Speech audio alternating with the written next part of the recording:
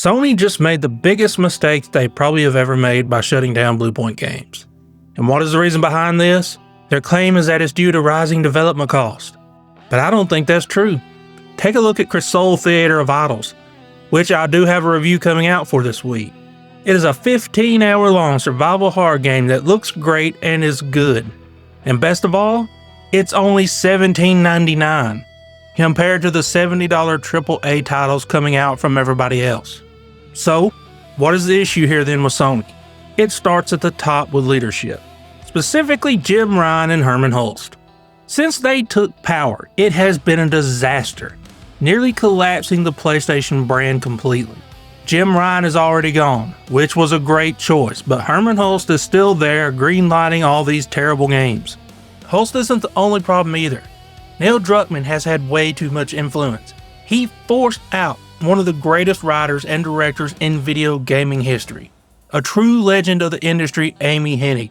These people in power have no clue what they are doing, yet somehow they keep getting promoted. The list of shutdown studios is staggering.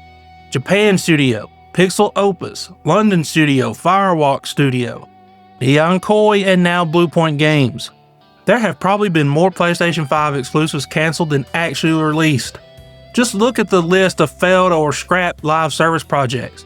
Concord, which is probably the biggest failure in gaming history. Last of Us Part 2 multiplayer. A Great Web. A 5-player co-op Spider-Man game. Twisted Metal revival. An unannounced fantasy co-op game, a spin-off for Destiny, and a project from Deviation Studios. And instead of letting Ben Studio make Days Gone 2, they put them on another live service sci-fi action game, which also got cancelled. And what has Hermen Hulst greenlit recently? A terrible looking Horizon game that is just more live service garbage designed only to sell you microtransactions. It seems to be just one failure after another. Out of all of those studio closures though, losing Japan Studio and Bluepoint Games are the biggest travesties. Bluepoint was hands down the best at remaking games in the entire industry. There was nobody making remakes to the quality that they could do them. But what did Hermen Hulst decide to do with them? He greenlit a live service God of War game and gave it to Bluepoint. That is something that they had no business making. And a live service God of War sounds absolutely terrible. Because when you play God of War, you want to play as Kratos, not anybody else. Why wasn't Bluepoint working on a remaster or a remake? Since Sony owns Insomniac now, we should have been getting a Resistance trilogy with multiplayer. We should have gotten the Bloodborne remake we've all been wanting for years now.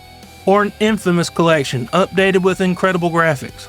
If Sony doesn't get their act together fast, they're in deep trouble.